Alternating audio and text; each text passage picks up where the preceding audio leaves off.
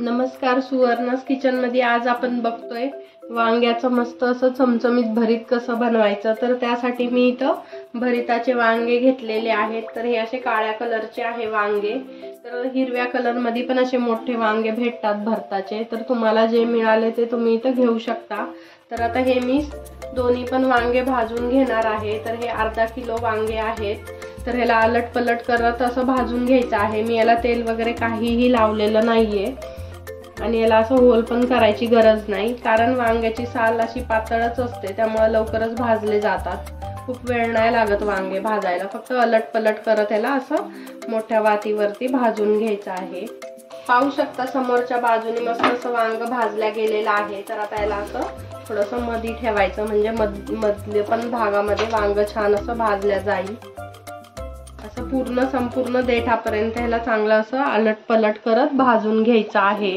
पाहू शकता आता समोरच्या बाजूनी वांग चांगलं असं भाजल्या गेलेलं आहे। थोडंसं असं हाताने प्रेस करून बघायचं, म्हणजे जर मऊ वाटलं तर समजायचं हे छान असं भाजल्या गेलेलं आहे। आता फक्त देठाकडच्या बाजूने आपण ह्याला भाजून घेणार आहे। मध्ये पण हे छान असं भाजल्या गेलेलं आहे। तर देठाकडचं भाजत असताना थोडंसं गॅस कमी करायचा। जर देठ पूर्णच असं भाजून गेलं तर मग ते काय होतं, बाजूला निघून जाईल आणि मग वांग पलटवता येणार नाही। त्यासाठी तर गॅस थोडासा लहान करायचा इथं। तर पाहू शकता मस्त असं भाजल्या गेलेलं आहे छान। दोन्ही पण वांगे छान असे भाजल्या गेलेले आहेत। तर आता इथं मी गॅस बंद करतेय दोन्ही पण। आता हे एका प्लेट मध्ये काढून घेऊयात, थोडे थंड होऊ द्यायचं आणि मग याचे साल काढून घ्यायची। वांगे थोडे कोमट झालेले आहेत, तर आता आपण त्याला सोलून घेऊया, याची वरची साल काढून घ्यायची।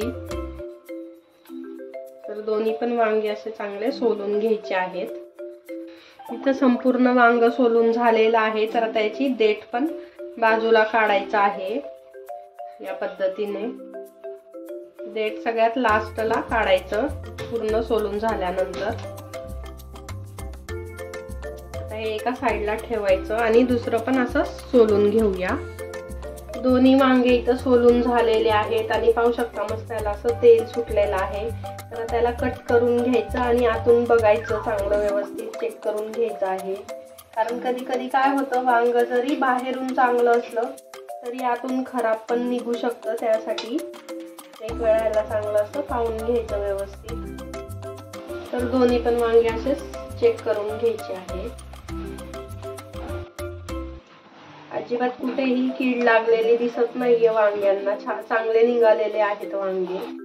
फोडणीसाठी लागणार आहे एक कांदा चिरलेला बारीक, त्यानंतर एक टोमॅटो, हिरवी मिरची अशी मी मोठी चिरून घेतलेली आहे। तुम्हाला जर बारीक आवडत असेल तर तुम्ही तशी पण घेऊ शकता। त्यानंतर इथे शेंगदाणे घेतलेले आहेत आणि कोथिंबीर। फोडणीसाठी इथं कढई तापत ठेवलेली आहे। तर आता त्याच्यामध्ये 2 मोठे चमचे तेल टाकून घ्यायचं।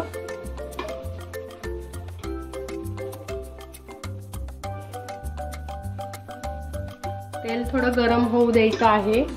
तेल गरम झालं की यामध्ये अर्धा छोटा चमचा जिरं टाकून घ्यायचं। जिरं चांगलं फुललं पाहिजे। जिरं चांगलं फुललेलं आहे। तर आता यामध्ये हिरवी मिरची टाकूयात, त्यानंतर कांदा चांगला परतून घ्यायचा आहे। तुम्ही जर शेंगदाणे कच्चे घेतले असेल तर कांदा जेव्हा टाकता तेव्हा शेंगदाणे टाका, म्हणजे शेंगदाणे पण चांगले तळले जातील, कच्चे राहणार नाही। तर मी भाजलेले घेतलेले, त्यामुळे मी ते नंतर टाकणार आहे। कांदा थोडा परतल्यानंतर आता यामध्ये संपूर्ण टोमॅटो टाकून घ्यायचं। टोमॅटो पण चांगलं मऊ शिजवून घ्यायचं आहे यामध्ये। टोमॅटो चांगले मऊ शिजलेले आहेत। तर आता यामध्ये आपण शेंगदाणे टाकून घेऊया। शेंगदाणे यामध्ये मिक्स करून घ्यायचे। आता यामध्ये टाकायची आहे थोडी हळद, त्यानंतर एक छोटा चमचा धने पावडर, एक छोटा चमचा लाल तिखट, हिरवी मिरची पण टाकलेली आहे त्यामुळे 1 चम्मच टाकला आहे तिखट। त्याला सर्व काही व्यवस्थित मिक्स करून घेतल्यानंतर जे आपण वांगे सोलून ठेवलेले आहे ते संपूर्ण यामध्ये टाकायचे आहे। त्याला व्यवस्थित मिक्स करून घेऊया.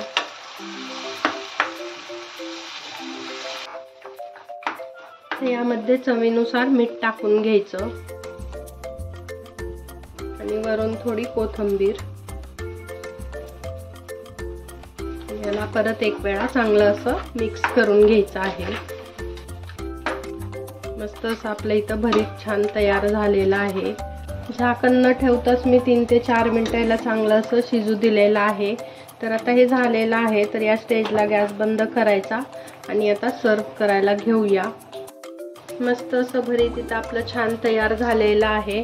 तर हे तुम्ही भाकरी सोबत किंवा पोळी सोबत खाऊ शकता. तुम्हाला जर माझी रेसिपी आवडली असेल तर लाईक करा, तुमच्या फ्रेंड सोबत शेअर करा आणि चॅनलला सबस्क्राईब करायला विसरू नका. परत भेटू अशाच एका छानशा रेसिपी सोबत. धन्यवाद.